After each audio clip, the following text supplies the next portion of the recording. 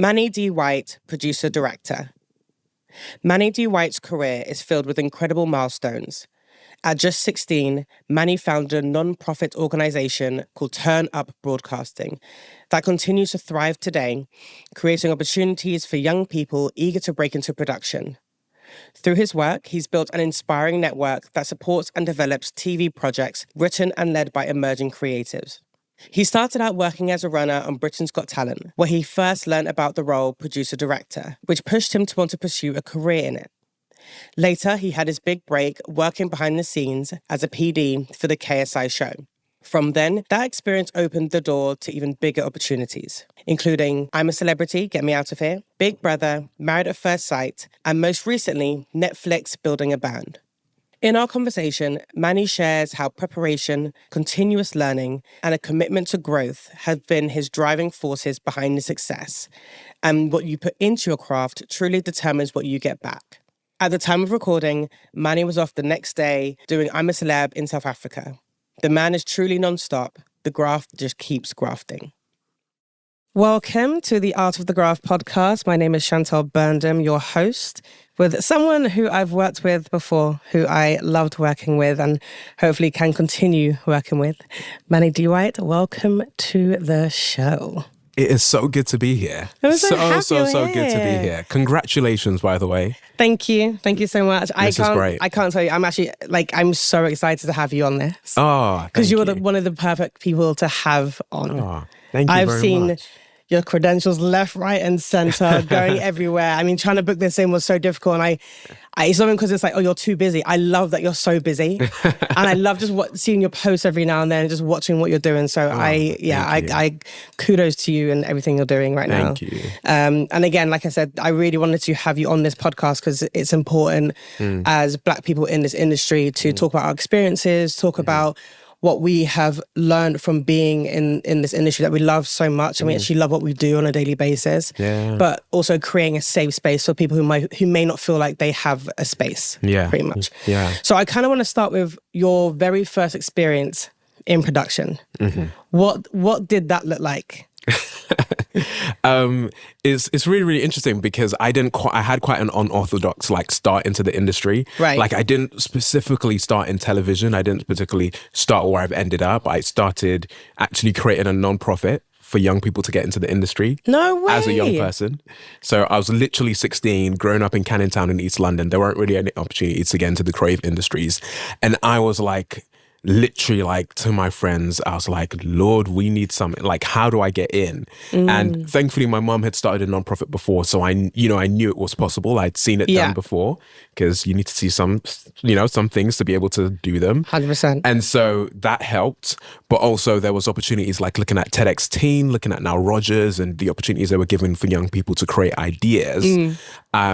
That was also another sort of avenue where literally I felt like God gave me the name Turn Up Broadcasting, and that was how we started Turn Up BC. Gotcha. We'd go to festivals, we'd go training ourselves how to use cameras, shoot, email loads and loads of people, literally bombard people. Can you let us come film at this, film at that?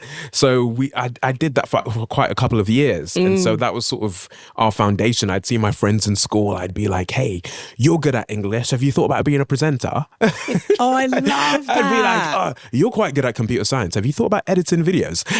So literally, you're already recruiting left, right, and center, creating everything. It was like LinkedIn at 15. I was fully getting everyone on board to make what we started, what is now still a not-profit, but still a production company as well. So we do loads of indies, do loads of... Wait, so it's still going now? It's still going now. Promote, please. It's still going now. Turn Up Broadcasting, we're a community interest company.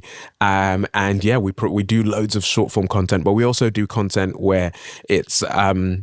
thinking about how we support other TV shows as well. Right. So most recently we've supported Sorry I Didn't Know with ITV, creating all of their digital content. And we also really develop shows from the ground up and work with our still strong ethos about giving young people opportunities into the creative industries. We go into schools, we do workshops, we go into assemblies, we go into Yeah, we go into events. We work with other nonprofits. We bring in talent from the industry to do all of these things as well. So that's how it started, and it's gone on, and we've gone into that. That's incredible. Worked with thousands of students. We've done loads of different events. Did one a couple of years ago for the Queen, when Queen Lizzie, the Queen Lizzie, rest her soul. Gave us some funding to do an event in Tower Hamlets, which was amazing. We had Big Zoo, we had Jan Genesis, this amazing director, had Isla, had Remy Bergs, had quite a few people come through to support young people, which I'm still all about. And that's how we started. That's how I started. Yeah. So you've actually just been from day one an actual grafter. Like, you've just had an idea, had the passion, run with it, and then look at you now. Literally. Still successful in doing this non-profit. I would say to my friends, I'm like, whenever I feel like I get a God vision idea, I'm like, I just do it, because I get scared. Like, it's too late for my fear to catch up. So I started going, you know what, let's create a company. Yeah. Like, all right, thank you, let's do it. And then by the time fear catches up and goes away, so like, actually, how are you gonna like keep this financially sustainable? Like, it's too late. You're like, the papers have already been sent in. Like, the application's done, they've approved it, you've hired people, you've messaged people for a shoot, you've emailed brands, you've emailed this. You're too far down the road to turn back now.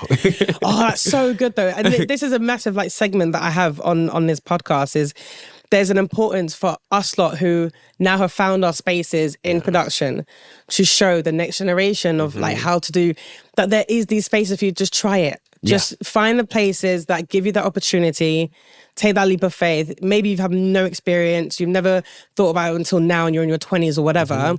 It's these kind of places and spaces that give people the chance. Absolutely. Because I only started in production in my 30s. Oh, wow. And I kind of wish I did it earlier, but I'm so happy I took the leap when I did. And I was like, screw it. Like, when else am I going to do it? Absolutely. It's never too late, and it's never too early.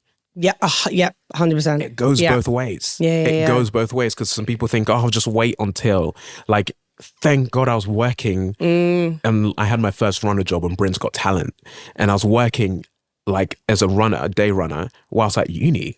Like, on my weekends, everyone was going, oh, let's go have fun. I was literally laughing with my friends the other day. They were like, so, man, if you started this company at 16, like, what was your childhood like? I was like, I'm trying to make up for it now.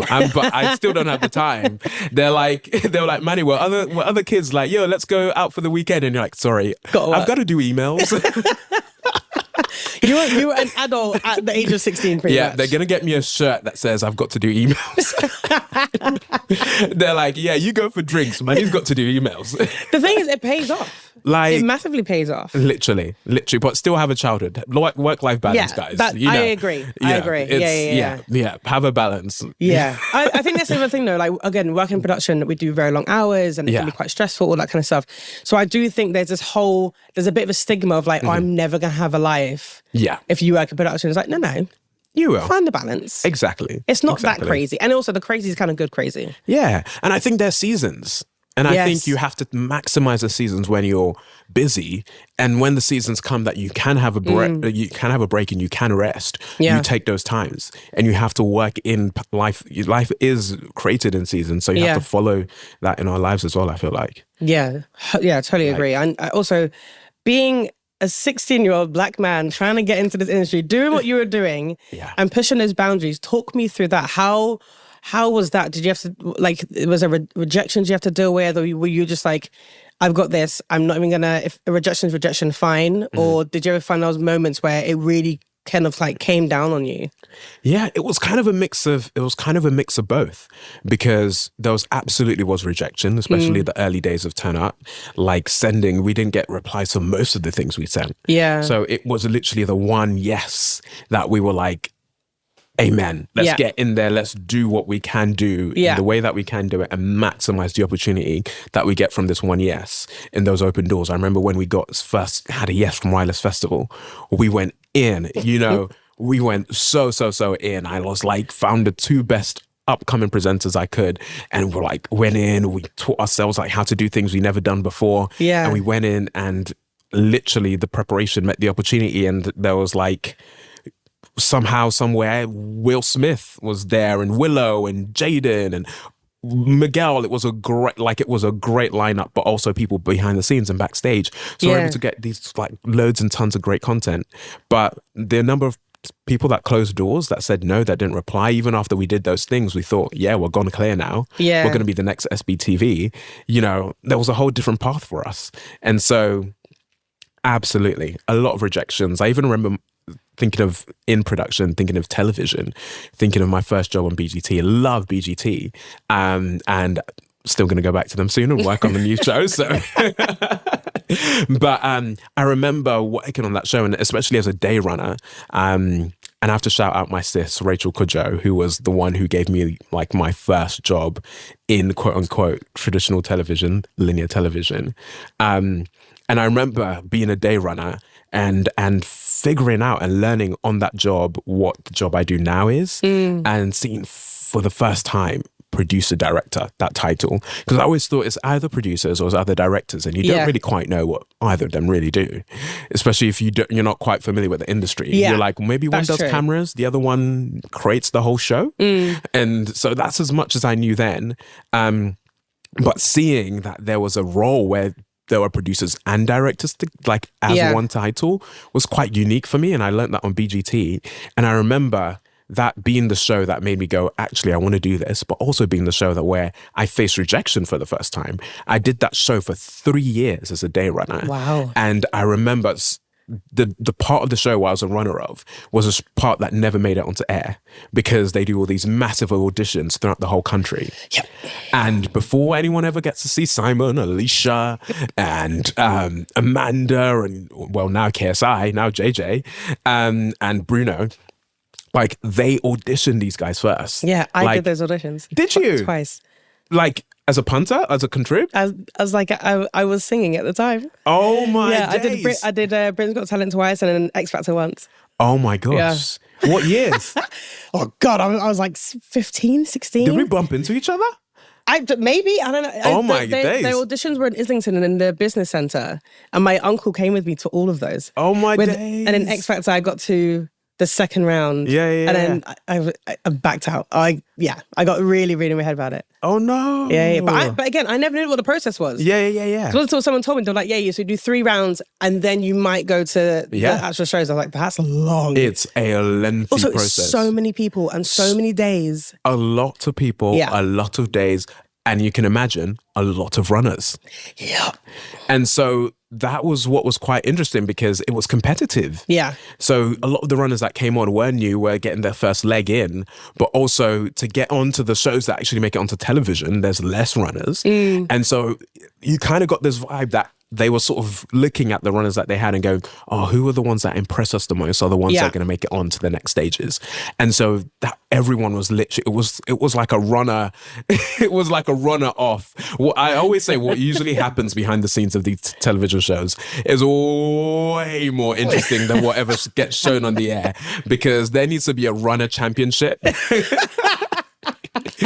On shows like this. I would love to see that. I can't lie. A runner off, a runner verse off. Yeah, because the competitiveness sometimes is crazy. Oh my days. Yeah, I've seen on some sets and I'm like, you are fighting for this job. Yeah. Welcome to the Runner Championships. Like literally, I was like in one corner, like being in the galleries, like, and being in the audition rooms. Yeah. With like the execs and the senior producers, where they'd make decisions and where they say no to people, and people are literally like begging, going, no, but this is for my dog who was with my cat. And sometimes you even hear the saddest stories. You're like, oh my days, they're really like going through it. Yeah. But the producers just have to be like, sorry, no. I'm sorry, no, like you think try again next year, or like, or we'll get back to you, keep an eye on your email, and they're just writing no. You can see it on paper. See, I can never. This is savage.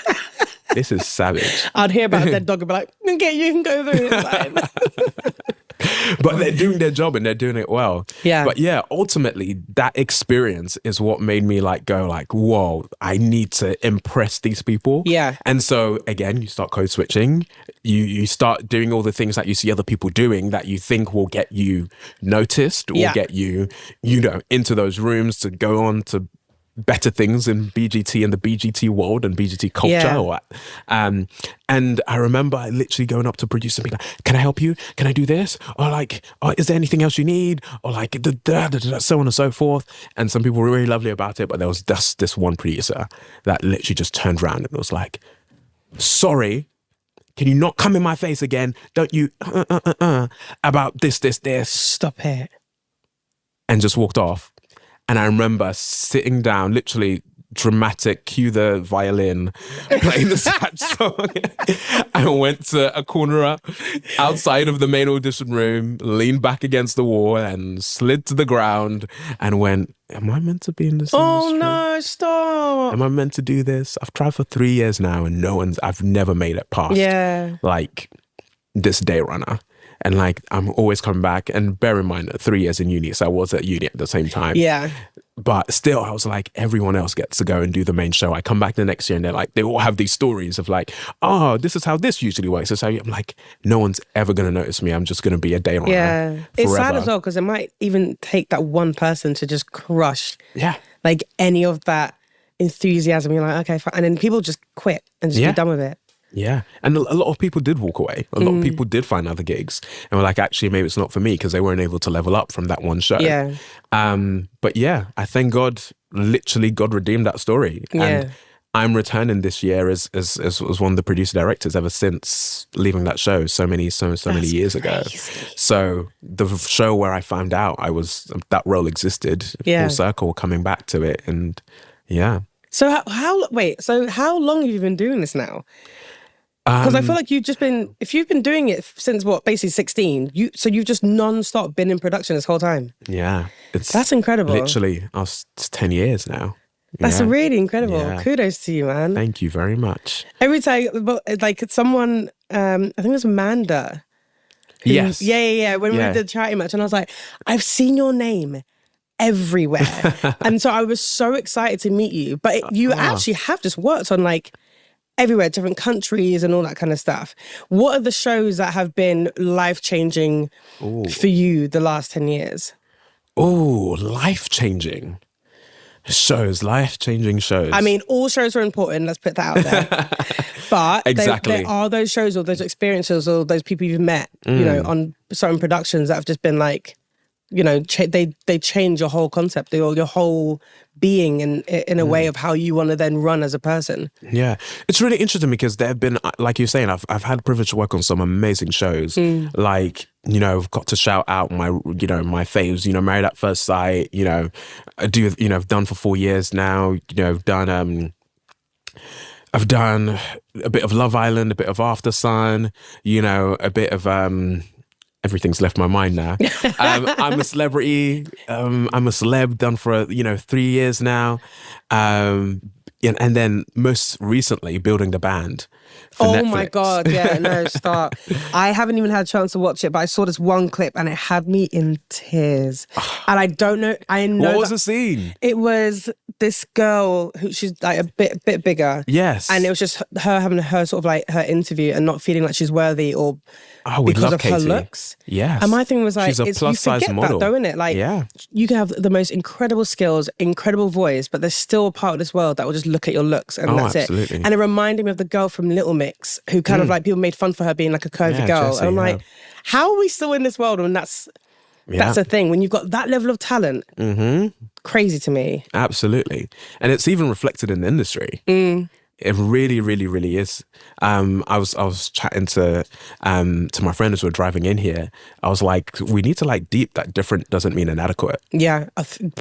God, different doesn't mean, and it shows itself so many points in the industry. Yeah. Like even when it comes to hiring, even when it comes to getting crew on board, I think a lot of the culture in television thinks that it's not really necessarily because of your skin color or any other differences they see on paper. They're worried that you can't fit into the culture that it requires to make this show. Yeah. And that you might come in and do things differently that sometimes they view as inadequate.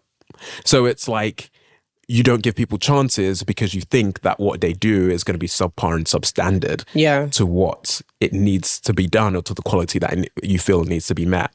And I think now that I've even done things. I'm now like in the position to exec and to hire crew on and to develop things myself.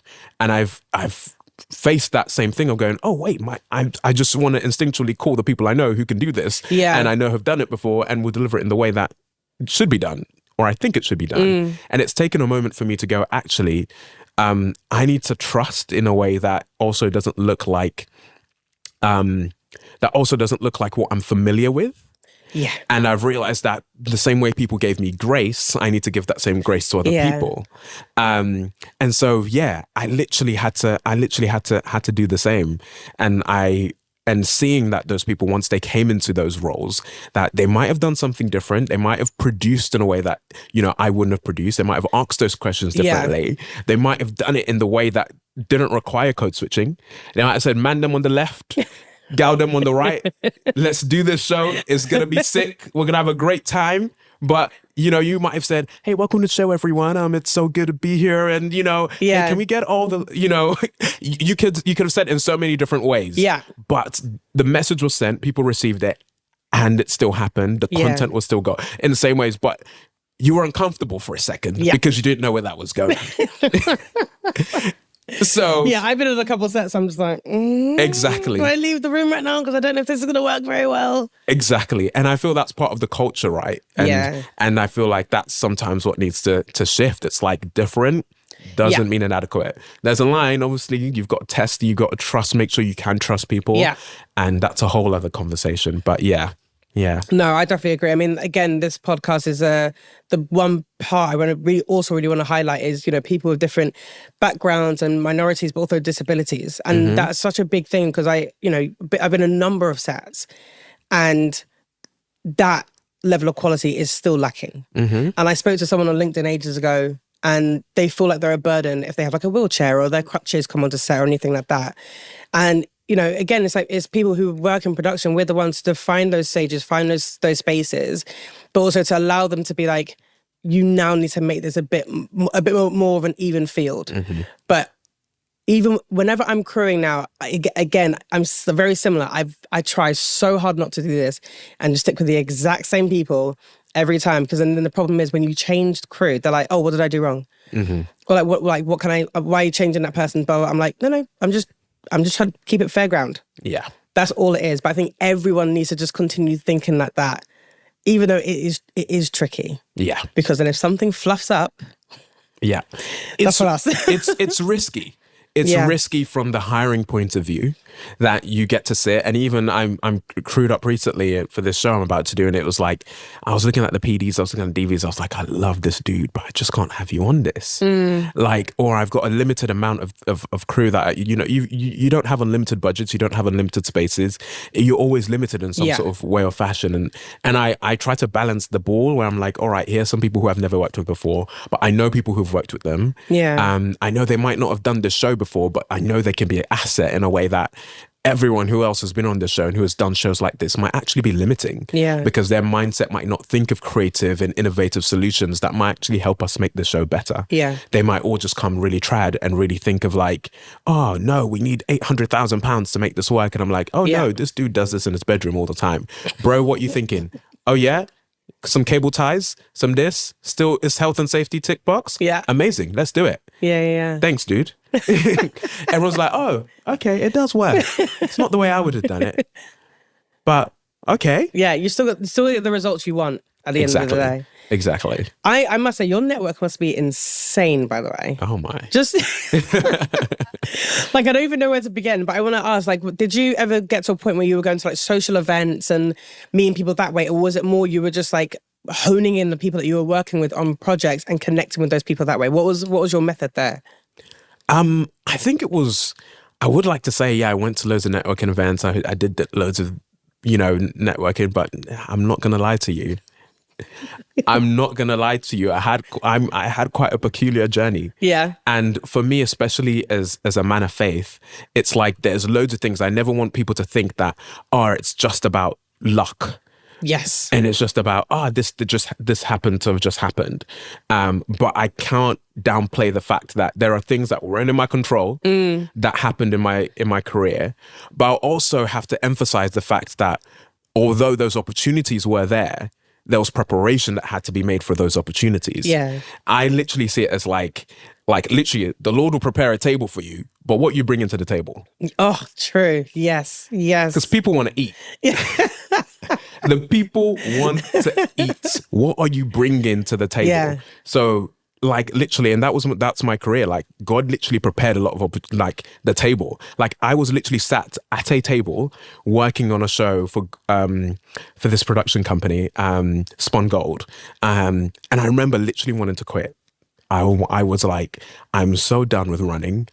Like I'm in the room seeing people do what I want to do, but not being able to do it. Being in the room, but not being where I want to be in the room. And this is frustrating because I see other runners getting favoritism basically because they're this person's sister or that person's niece or that person's uncle. So they're being chosen to go do this or to get that opportunity that I don't get. Yeah. So all the other runners have been selected to do amazing things, go out on location shoots. Literally other PDs would favor them and show them how to shoot and show them, oh, this is how you use this kit, this is how you use that.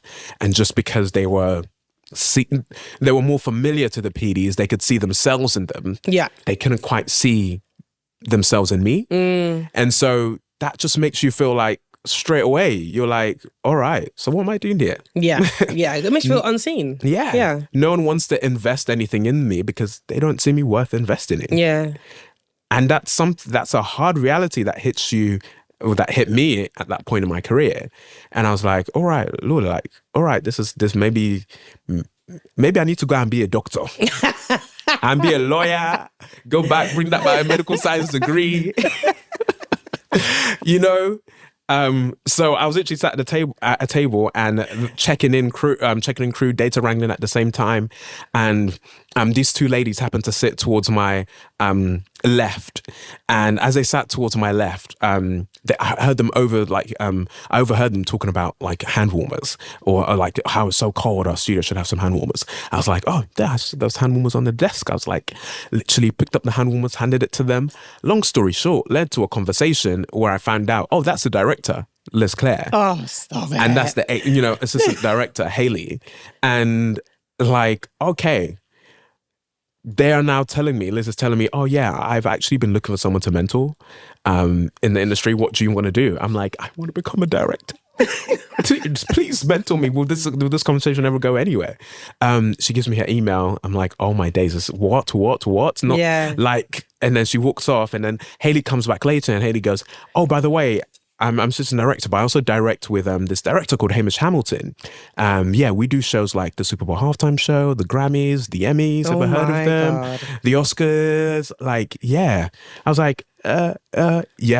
Please, I watch all those award shows. I'm one of those freaks that stays up at night, 3 a.m., UK time, watching those shows go out live. Yeah, I miss those days. Oh, my days. Obsessed. So to be sat in front of that woman. Yeah. Come on.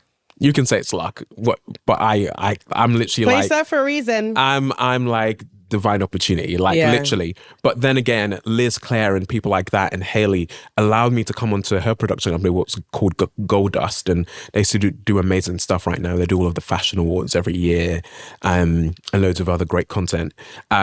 And to come on her shows like really early on in the seed of a production company and just come as a runner, but bring my camera. Ooh, okay. So I'd come as a runner, shoot behind the scenes photos just for her website.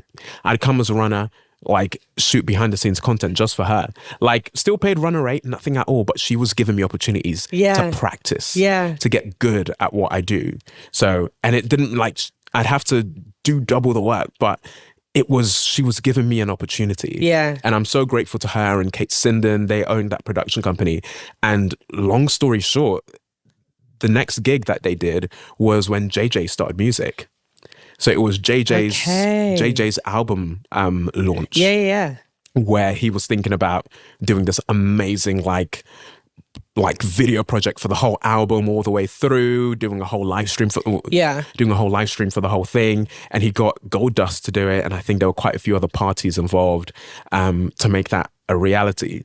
But I was on board as a BTS photographer, videographer, right? Because they thought, it hadn't been agreed whether there was going to be any BTS, but at least Goldust said, Manny will come on board and do this for us. And I came on board, and that was what I was essentially doing at the start. And then it evolved into JJ, of course, creates content. These deliverables need to be on YouTube. And Goldust are like, all right, not in the budget, but we'll make it work. Manny's doing something. Let someone just check Manny's is actually shooting. And it hasn't been just running the whole time. That's so wild. It's like, all right, you're no longer running. Now just focus on doing this BTS videography. And then I was like, okay, all right, cool. Are you happy doing that? Yeah. And then the next day I come in and it's like, oh, so by the way, there's now deliverables. So they now want on the project is going to be a presenter. You're getting a presenter from Radio 1 coming down to present it. We want behind the scenes, like B-roll. We also want some GoPro shots of the rig, like a time lapse of it going up, a time lapse of it all coming down. We want some BTS interviews with all of the talent. And we hear there's been like some sort of like online beef between JJ and Logan Paul. So they're going to reunite on this video. No one knows yet, but you're going to film the first time they reunite before they come on board and do this thing. So I'm like, I don't even know how to set a white balance on my camera. I don't even, how do I connect sound to like a wireless mic? I just do a rote. I'm like, so literally I'm going home. I'm like, Lord Jesus.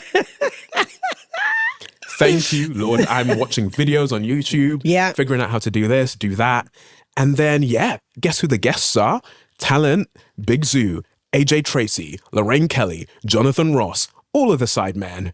That's mental. Craig David, Anne-Marie, now hosted by Abby McCarthy from Radio 1. And then it's like, we don't know what's actually going to come off of this content, so hopefully Manny shoots something. No one's ready. No oversight, nothing. Me backing up my rushes by myself. Just operating as a solo unit with Abby, doing all this stuff. But thank God for all the days for Turn Up, doing that. On the side, doing that at festivals anyways. So you see how like, literally I'm like, God's writing the story. It's all coming together. And so, long story short, I didn't know that was Liz. Literally, I still have that text her today, screenshotted, when she texted me and said, well done on all your amazing content. You're now officially a producer director because all of that stuff you shot is now going on before the main show. Oh, stop. It's a whole 30-minute whole episode. That's incredible. Of the behind the scenes of all the interviews. We've cut it all together. It looks amazing. And JJ's going on a press tour, and all your footage is going on the press tour on Good Morning America, Good Morning Britain, this like Lorraine, BBC Breakfast. So I'm literally watching as JJ's doing all these interviews, all of my content playing in the back. That must have been such an out-of-body experience. Crazy. I literally remember in the kitchen, like in the living room, showing my mom, going, Mom, oh my days. She didn't really get it, but she was rejoicing with me. She was like, so you shot that? So I was like, yes, I did. She was like, what did he do? But I don't know. Yes. Glory to God. Yeah. I was like, yes, Mom. She didn't get what I was doing, but she was like, he's earning money, and also you're happy with what you're doing. Exactly. That's such a big thing. Such a big thing. Like we were saying in one of the other episodes, the importance of like you have one life, live it. Yeah. Don't just be surviving every day. Yeah. Like yes, it's difficult to say sometimes because you do have to take risks every now and then. Mm-hmm. But when it pays off, it pays off. Absolutely. Like I've met the amount of people who are like, I really want to be a cam up one day, or I really want to be a soundie. Where can I start? I'm like, honestly, YouTube videos. Yeah. Start researching the kit you might need. Start looking at other soundies that you can like intern from and all that kind of stuff. Like, there's so much out there. But even when I started doing photography, YouTube saved my life. Mm-hmm. And thank God it is. I mean, it got told. We were told it was it is the biggest streaming platform in the world currently. So come on. I mean, I definitely underestimated YouTube for many years. Yeah. Learn, upskill yourself because you have to be prepared. There's one thing to get in the room, but can you stay in the room? Because there's a lot of people they've given opportunities to people who they took a risk on. Yeah. And their conclusion was that risk was not worth taking. Mm. So don't be that person who hinders other people from getting given opportunities. Yeah. come into the room, come ready. Do you know what? That's exactly it. Is come ready. And also don't be naive. Like Absolutely. you're going to we had a runner on a shoot recently. Bear in mind, we went to crazy overtime, didn't mean to. He was his first job ever as a runner. This boy didn't complain once. He was so on it. And even at the end of it, I was like, are you okay? He was like, I actually really liked it. Yeah. Like, I know this isn't the norm, but it's so nice seeing how this kind of works and all that kind of stuff. And he's already seeing how where his career can go left, right and center. But it's having that mindset of like, okay, well, everyone kind of has to start at a runner level. Where do you go? The world is literally your oyster when it comes to production. Literally. There's so much you can get into. If that part of the industry doesn't work for you, fine, move to another. It is about community. It's about talking to people. Yeah. It's about doing your research and also staying on top of people who are thriving in these industries. Absolutely. That's a massive thing. Like it's going to sound so sad, but like I got to a point where I was watching what you were doing from the first day I started here, because it was just like, I love being a PM, but I don't know if this is the only thing I'm going to do at some point. And someone mentioned me going into producing. I was like, I don't know anything about this. But then you look at some people's careers and you're like, oh, actually, well, they've done this. Just take the risk and talk to people and give yourself that opportunity and that grace. And we've all been scared on jobs. Yeah. We've all been scared coming into this industry. Like, as much as, some have had easier than others getting, being in here, it's still a fearful thing. And also that whole time of the strikes where no one was filming anything. Yeah. It's a scary part of the world to kind of be in the industry, but it's epic. I feel like anything worth doing will have its big uns, will have its additional baggage that you might not necessarily like. Yeah. There are parts of producing that I don't particularly enjoy. Yeah. And there are parts of directing I don't particularly enjoy. But overall, my conclusion of the experience is that it's great because those things aren't isolated. Yes. They come together to form this actual joy that I enjoy. Yeah. And specifically when you start quite younger and when you start, not age-wise, but start in a sort of stage-wise, early in the industry, you will get to do a lot of the things you might not want to do. Yeah. You will get to do the coffees, the teas, the filing, the shredding, the running, the driving, all of that stuff so you just have to do sometimes with a smile on your face, and you have to steward what you have so it can grow. Because if you don't do it well, you might never get a chance to grow. Like, literally, like, you've got to do well with small beginnings. Yeah, definitely, definitely. I'd love to know, when you first knew that you wanted to get in production, how did your family, how did they receive it? Because the amount of conversations I've had with people, like especially black people, their parents are like, "You're never gonna make any money. Like, this is never gonna work. You're never gonna be able to live off this." And now you kind of look at people being like, "Well, actually, doing pretty damn good, damn good." Like, they might, like, even my mum still doesn't fully understand what I do, but she loves that I'm thriving in it. I'm enjoying it. But it's like, it takes a bit of convincing a little bit, especially more like traditional households. Like, absolutely. I think I wasn't in the worst situation because my mum pretty much, she's one of those classic, Nigerian mothers, woman of God, like, hey, my son is going to do this, he's, and it's like and because of that perspective, there was also a perspective of where she knew, like, whatever my child is meant to do on this earth, I can't limit him. So although her cultural lens was doctor, lawyer, this and that, go and do it.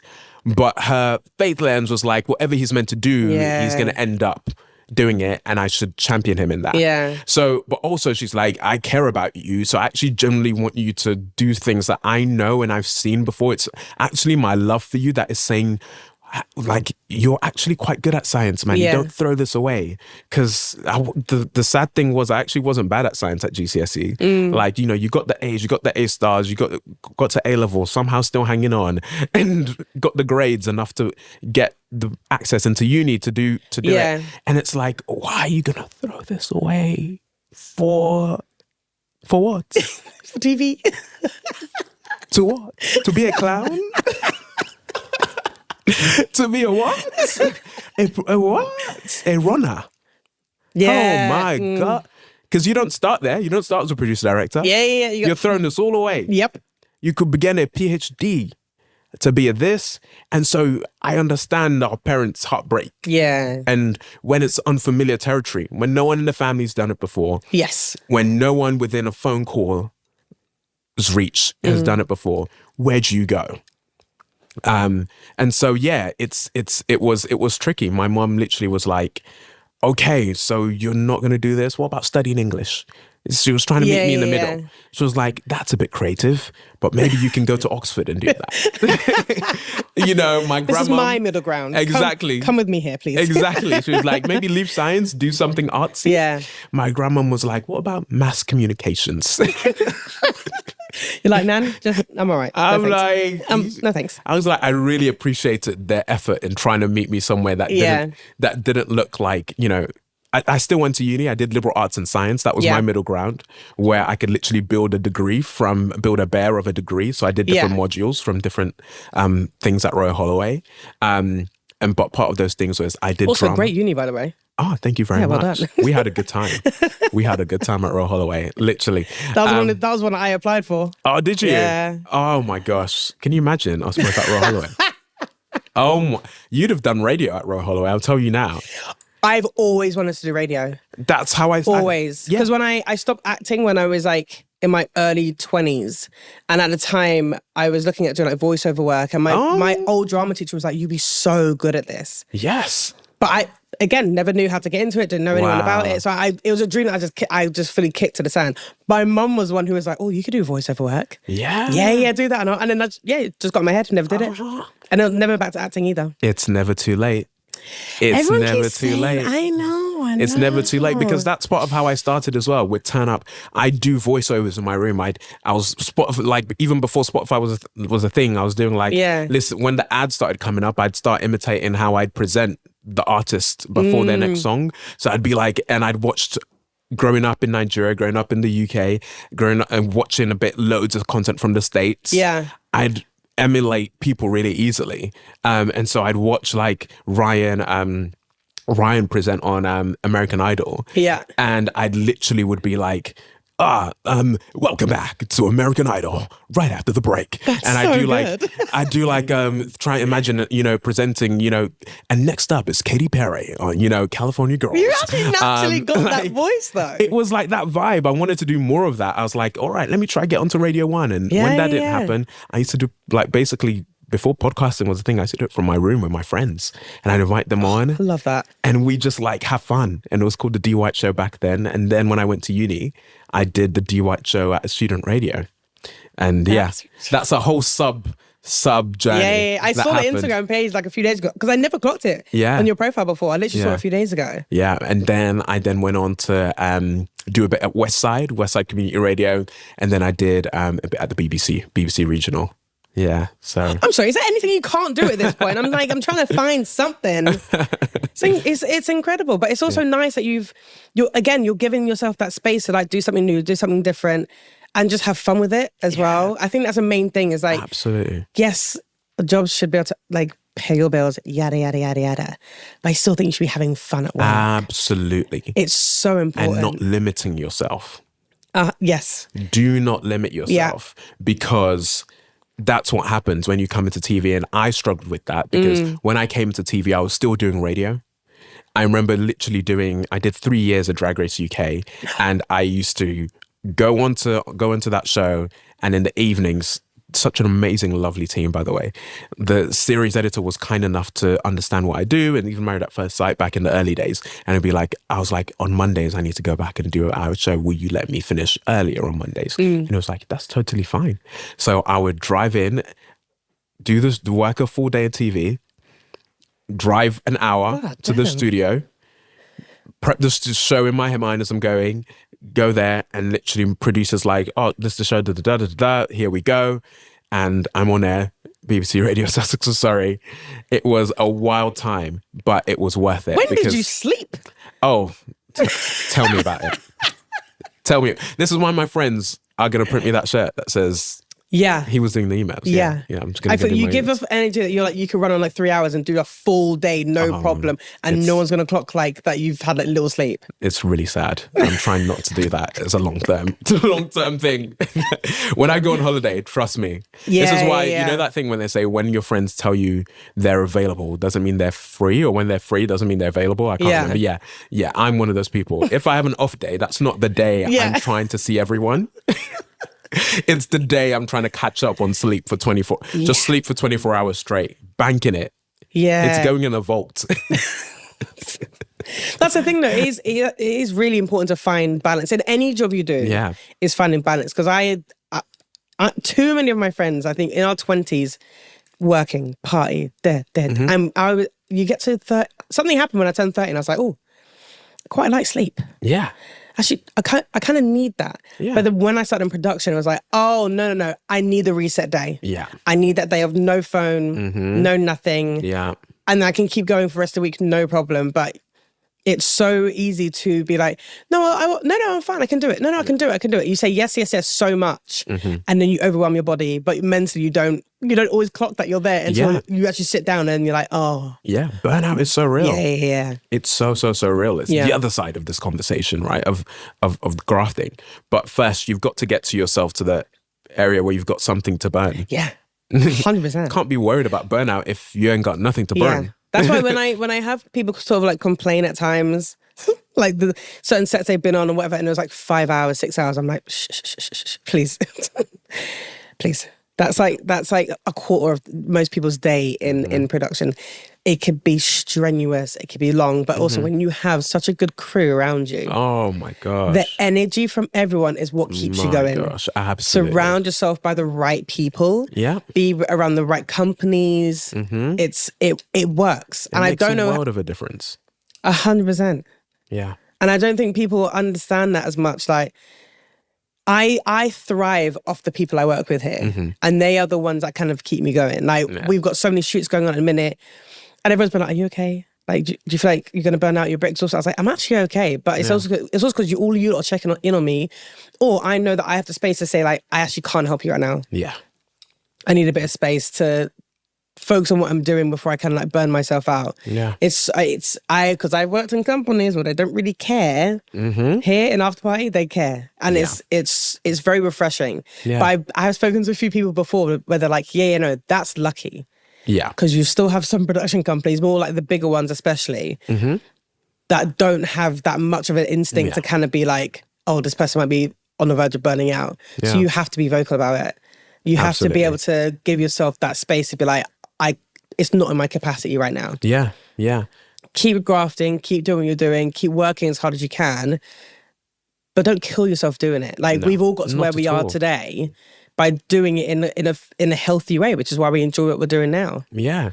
And do things beyond doing things for other people. Yeah. As well. Have your own little projects that you're actually passionate about. Yeah. And you've been thinking about probably for some time. Yeah. And then you took the step of faith and you're doing it. And surround yourself by people who believe in those visions and will champion you. Yeah. That's the most healthiest environment you can be in. Because without those people in our lives who push us further to step out into territories that sometimes we're scared to wade on our own, we're never actually going to maximize the full level of our potential and purpose ever. Yeah. You're always going to wonder, what if I did that? What if I took that step? What if? And like this amazing man, Miles Monroe, used to say this thing of like, the graveyard is the richest place on earth sometimes, because there are all these dreams and visions that never happened. Ooh. And it's the saddest thing. Damn. You do not want to die with purpose. You do not want to die thinking, what if? That's actually so dark, but like so true. Yeah. And I think of that when I'm scared to do things. Yeah. It's like, how scary would it be to never have tried? Yeah. Oh my God, that's actually so true. Also, like, it's even when because I say this to my friends all the time, I'm happy choices I've made in my life, sure, but there's moments where if my friend's life and we're talking, they're like, oh, I'll do it next year. I'm like, but you don't know where you're going to be. Yeah. Why wait? Yeah. Why not take the leap of faith now and just see how you go. If it fails, fine. Doesn't mean you need to shut it down completely. Not at all. But like, I have friends who want to go back into acting, but they're like, oh, I've got kids now and I'm in my 30s. I'm like, and? Yeah. Fight, just give yourself the space and figure it out. Also, again, the industry is big enough. There's a space for everyone. No one's telling you you've got to do films and long TV shows. Absolutely. You do a small theatre production. Get yourself back out there. Yeah. But don't do the whole, oh yeah, I'll do it in 2 years' time. Hun, you don't know where you're going to be in 2 years' time. Absolutely. Procrastination is literally the thief of joy. Yeah. Like, literally. Because even the last job I had before here, I was in that mindset of like, maybe I'm too old to get into production. Like, it's a young man's game. And then my mate, Jas, who's at the Sidemen, she was one who was like, what are you talking about? She was like, just do it. Yeah. And to be fair, if it wasn't for her kind of like almost shoving me out the door because I was talking about going into production so much, she was like, you need to just do it now because we all know you can do it. Wow. Going home, whinging to my brother was like, I've been saying this for years. You be great in production, just do it. It was those people that just reminded me of like, I've got one life to live. I'm not being in a job where I'm like, yeah, I can do it for the rest of my life, but I don't want to. I'm not happy in what I'm doing. Yeah. Like, and even within production, there's so many different avenues. And I'll say it to the day I die, there's space for everyone. Yeah. And I never want people to think, I didn't go to uni, I didn't do this, X, Y, and Z. It's like, no, I didn't go to university. I never trained in TV production, anything like that. But I worked my way up in different avenues and different industries that has got me where I am now. You can make it work we all write our own destiny. Absolutely. There's so many convertible skills, so many convertible traits, so many like that you can take into that world. And I'm so glad you've done it. And I'm so thankful for people like Jazz in your life who've pushed you, because we wouldn't have had the gift of you. This podcast wouldn't exist. This opportunity for people to learn, for people to get an insight into a world that they never stepped their foot into. You're getting how many shows worth of content? You don't even have to leave your house. Yeah. Like, those are insights which no one told me. No podcast gave it to me. I couldn't call any PD and talk to them about it. But we wouldn't have that if you hadn't stepped out. Yeah. Oh. So, yeah, it's amazing. That. So kudos to you. Kudos to the Jazzes. Kudos to, the people who allow us and give us the opportunities, and also vice versa with people who are thinking of stepping out. It's like, think of all the people that wouldn't have an opportunity to grow because you're being too shy with holding your gifts and your talents. Yeah. The world actually needs them. It's not that this is actually all about you. Yeah, that's true. Like, when you're actually, the most healthiest way to actually think of your dreams and your goals and ambitions is actually how they can impact the people around you. And it's the most sustainable way to do it, because then your light shines more beyond you, and it creates things that people love to talk about, like legacy. And so what you're doing now is things that will exist beyond you. And those are the most impactful things you can ever do. And it impacts people you might never get to see. Yeah. Well, this is also like, because I didn't know anything about your nonprofit, and now that I know about it, I'm so intrigued by it. But again, it's like, I can just imagine like someone young in the industry or whatever age hearing about it and just given that chance to do a bit of research and be like, do you know what?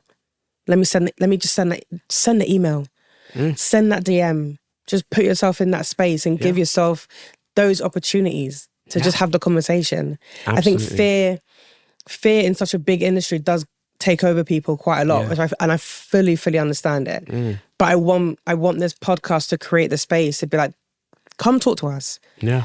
Come find us on Instagram, on LinkedIn, have those, send me your CV, even if you have no CV, send out an initial, hi, I'm looking to this. Because the people I'm getting on these podcasts are the people who be like, I'll give you a chance. Yeah. I'll give you some space. Yeah. Come as a runner, come as an intern, whatever. I think it's so important for us lot where we are in our careers to open those spaces, because you don't know how that ripple effect can be incredible later on. Absolutely. And I'll tell them, be proactive. Get on screen skills. Yes. Learn how to create a CV. Yeah. Have a look at examples, create it with those templates. Go on the Facebook group. People always, people who want to be runners. Yeah. Go on available who in work. I don't know if you have links, I'll send you them to put on wherever the podcast lands in the end. Just so there's so many group chats you can join. There's UK Film Work. Go on their page on Instagram. there's so many emails you can be sending. What's your favorite shows? Look at the names, get the PM's name, the series editor and series producer or director, get the exec, look at the production company, find them on LinkedIn. You know, don't be a stalker, but, you know, do a little intro Be a email. little stalker. Be a professional stalker. Be a researcher. Yeah, that's a more like nice way to put it. I remember I did a talk once at my old uni, and I was like, go on, stalk them. And then I just saw the professor went, do not stalk them. We as a university have to say we do not endorse stalking. Make sure you send polite emails. I was like, oh my days. I have totally just... Like, so sorry, kids. Yeah, but be proactive. Be proactive and show initiative. And so that when people see you, they're like, oh, okay. Because trust is earned. Mm-hmm. Yeah. And if you haven't shown anything for me to earn trust, you know, it's like, at least give them a little something to hold on to. Yeah. And if that isn't the case and there's circumstances that limit your ability in doing that, that's totally fine. Still give it a go. Yeah. And it's like what you're saying with the screen skills. I was quite late learning about screen skills, to be honest. It was one of our hair and makeup team, Teresa, she's one who showed me it. The courses, the advice, even just the articles that you can read. But like there'll be day courses, week courses, month, like whatever. There's so much resource Great there. Advice. So much research and so much advice it's incredible. I'm now on that website like more like I am on LinkedIn. I'm on LinkedIn every morning. Just do like a little scroll every morning, see what's going on, fine. But screen skills was like I started going on their Instagram page or their Twitter page and just started looking at what they were doing. Because for me, again, I've been in this industry only for 2 years, or almost 2 years now. There's still courses, but I'm like, oh, I want to do that. Yeah. Oh, and so I've told like our MD, I'm like, oh, I might take some time off and do this course when it's a bit quiet and I've got more time to do it. But Alicia, who used to be the PM here, she'll send me courses, being like, oh, I think you really benefit from this. I'm like, yeah, because I'm still as much as I'm fantastic at my fantastic at my job. Please tell but as much as I love my job, I've never had any issues with it. I've never had any bad feedback. Fine.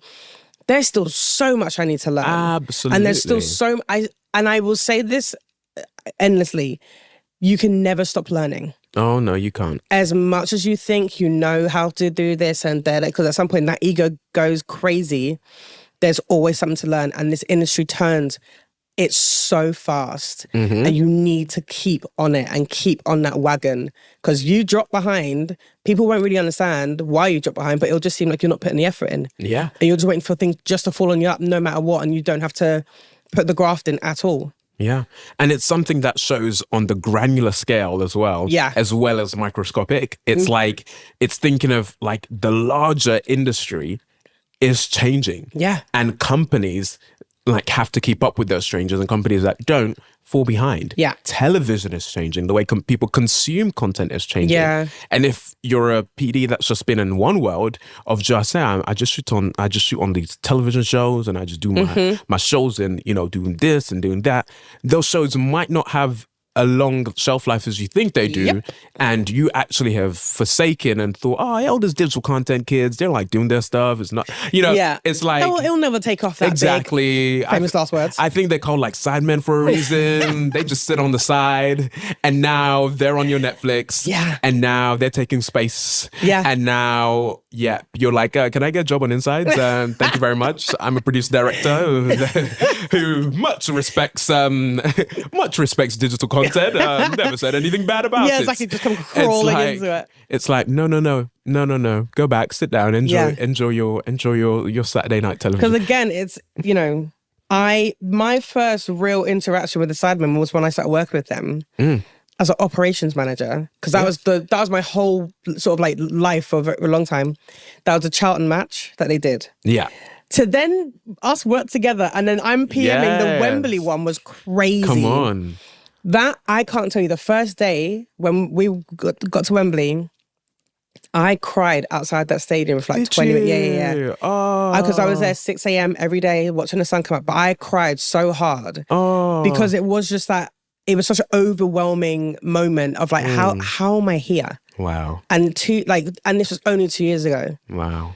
you can make you can make your transition, you can make those changes, you can do the things you love doing. And even like when Amanda said you were coming on, I was like, I don't want to bug him because I know he's super busy, but at some point I want to just like pick your brain and like chat to you a little bit. And even like you came to me and we had like a moment, we talked, and I was just watching you at some point when you were on the pitch, and I was like, it's incredible because this might be something I might want to do one day, but being in that space and just seeing it all happen was incredible. Yeah. I wish I knew you better then. I'd have sat next to you, quiet, and handed you a tissue. I love moments like that because I love when, again, your creative friends and industry friends you actually have real relationships with. And I'm here to see my people shine, my people grow. And sometimes you need to take those moments. I hate when people just are blasé about things because... and just go, oh yeah, it's just another thing, it's just another thing. But I love that you're real. Yeah, I mean, not many people will see me emotional, to be honest. Like that may have been the last time I had like a proper good cry, but I could not hold that shit in. I could not hold it in at all.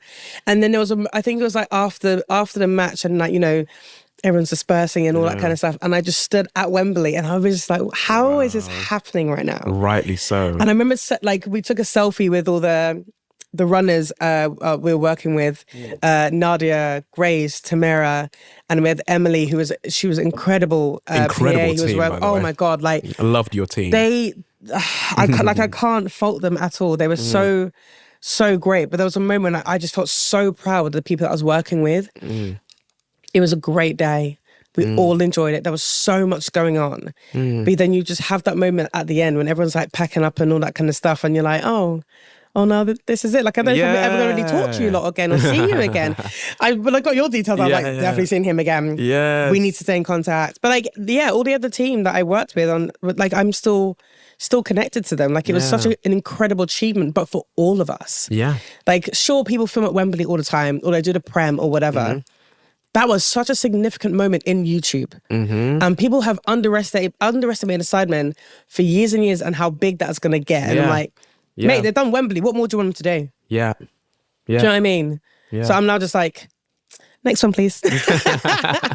slightly ready to get back into it. Thanks so much. Can it be annually? Like, why is it every 2 years? I know. Please bring it back. The thing is, I'm very thankful that was a project that I got to meet you on. Yeah. Because again, seeing you work on that, watching you work is crazy, by the way, because I realized, I was like, oh wait, I'm working too. I actually need to like go off and do something. I was just staring at you at some point and just watching how you move. But you make people feel so safe and so comfortable when they're working around you that everyone was in a good mood. Everyone was in a good vibe. And you controlled the space so perfectly. Oh, wow. And me and Amanda even said it afterwards, like, oh, I just fucking love Manny.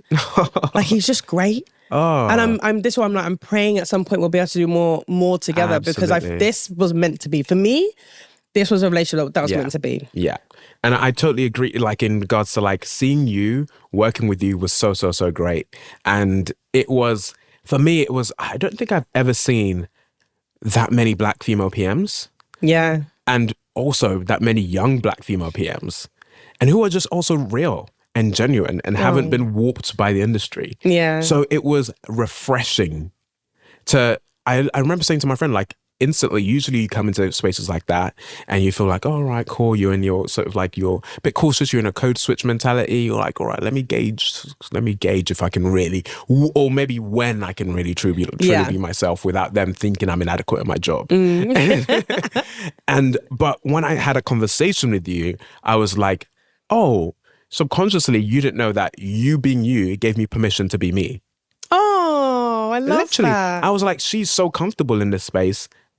Oh, I'm going to be so comfortable. Yeah. I'd done it before, but I was like, again, like, I don't know what's changed in 2 years. You never know what the vibe is. Yeah. So yeah, it was natural. And I love it was that. Great to work with you. And it's such a great team that you assembled and put together for that. Yeah, I'm very proud of us all. We did. We absolutely smashed it. I think there was I don't think I told many people that I was working on a charity match either. Yeah. So then I posted something on my Instagram, on my LinkedIn or something, and so many of my friends were like, I'm sorry, you did what? I was like, oh yeah, I was like, this is why I was like kind of quiet for like a week. Like I wasn't really texting friends or seeing friends. I was very much just trying to focus on the job, and that was it. But again, it's like really long hours. I didn't really see my family, didn't see any of my closest friends. And that is a sacrifice you have to take. But it was so worth it. Like I loved that experience. And I did feel like I was so out of my depth when I first got to Wembley. I was like, there's no fucking way. There's no way I'm going to be able to do this. And I doubted myself so much. And then it took me having a conversation with like, Dave Horner, one of our producers here, and he always lifts me up, and he's always been like that from the day I started, and that was what was like. I just needed to remind myself that I'm that bitch and I can actually do it. Oh yes, and that's why I love giving the energy to other people, being like, but you're that person. Yeah, there's a reason why you're on shoots. There's a reason why people are hiring you. There's a reason why people like you. It's not just because you're a likable person. It's because you're really fucking good at what you do, and you show that as well. Like allow that doubt. Sure, you need to. I don't think you should ever hold onto that energy too much. Allow it to have a bit of a space, and then knock it off. Yeah, throw it away. It doesn't belong here. Absolutely, and part of that is in what you do behind the scenes as well. Yeah, like there are things that you can't really prepare for. Yeah, like your persona, your personality, what you bring to a room that isn't in how you do what you do, but the things you can prepare for that might give you a bit more self-confidence and reassurance when you're in those opportunities and in those spaces. Yeah. And I think it's a real mix of both. That's why I say there are things that are visible and there are things that aren't really visible, things that you can't account for. Yeah. But you bring both. You bring both to a space. Oh. I never wake up in the morning going, wow, I'm just really going to make people feel comfortable today. You know what I'm going to do is, make people feel really warm. Yeah. Or none of those things. But it's things I literally feel like it's innate. It's God given to us. Yeah. And it's as part of our personality. It's just part of your USP, what makes you you. And so those things shine in certain spaces. And oh my gosh, your crew, your team, it reflected you, it reflected the rest of how everything ran. And I was like, am I being a hassle? Am I being a hassle over here, like asking for these things here and there last minute? But you were just so, you were on it. You were so on it. Thank you. That honestly, that means the absolute world. I can't thank you enough. Thank you. So you're going to make me cry. I'm not crying. I'm not crying on this podcast. Well, yeah, I think that's our time. But it's been the best time. I know. It's been the best time. So thankful to have met you, honestly. No. And you've there's so much of you that has just changed the way I see myself in production and how I want my career to go in production. Wow. And you're one to watch. You've always been one to watch, but like for Black people in this industry as well, 1,000%. Oh, amen. We thank God for that. I love what you're doing. 100%. Thank you so much. And I'm really, really excited to see maybe us working on a few things to come, and also just seeing where you go as well. Oh. Not limiting yourself, being in so many different boxes and not caring what people think. Yeah. And so are you trying to do this or trying to do that? It's all right. I'm here. Yeah. Like, you don't need to understand. Oh. You don't know what I've got. You don't know what God's given me to do. Yeah. Like, it's fine. If that's what you feel like you're meant to do and you're meant to steward and you're meant to do, that's one thing. And for the rest of your life, that's fine. But don't judge me if mine's 10. Yeah. Well, you got podcasts to make. You've got this, show to produce. You've got to be on radio at 6 p.m. Mm-hmm. Like, if you've been given the grace for that. Yeah. Shine. Yeah. Shine. And don't take it for granted. Don't take this time on earth for granted. Absolutely. Ever. Absolutely. Leave empty. Yeah. Leave empty. And leave it not just empty in a bad way, it's like unsustainable, but also leave it in a way that people can grow from that. And what you've built is enough of a stepping platform for someone else to walk on and build and continue to build and continue to build and continue to build, which is what you're doing. What a way to end the podcast as well. I feel like I'm going to be like, listen to the last just 10 seconds, like non-stop. It's the lessons that we learn for ourselves that we can also give to other people is so important. But you're so right. End this world light. Like, leave this world light. Don't have that energy. Oh, yeah, here for it. Okay. I'm not going on like a massive like spiritual deep dive. We'll leave it for another episode. Well, Manny, I cannot thank you enough. It's been wonderful, wonderful having you with us. Thank you. I do want to ask though. Oh, yes. And this might put you on the spot a little bit, so I do apologize. No, all right. If you had 2 people that you'd nominate to come on this podcast, who would you have? Ooh. One of them is a brand new exec producer at After Party Studios, Trenty. Trent, you heard it here. You're gotta coming on this. You got to get Trenty on. You got to get Trenty on board. Who else? You should get Fraser Ayers. Ayers. I think I've mispronounced his surname, but Fraser and Minnie. Okay. They are an amazing, amazing couple. And they own a production company called Triforce. Triforce. Okay. Triforce, Noted. and they have a scheme called Dandy. We work closely with them, but also Fraser and Minnie are just amazing in what they've done in this industry, especially for representation. Yeah. And I don't want to tell their story, but it's an amazing story to tell. Well, you make me excited now. I'm going to probably email them the minute like we finish this. An amazing story to tell. The doors they've opened. They produce a show. They run their company with Jimmy Akambola, who is young Jeffrey in Fresh Prince and the remake Bel-Air. And they do amazing things. Great. One of those shows is Sorry I Didn't Know on ITV, which is the longest running, I think, currently black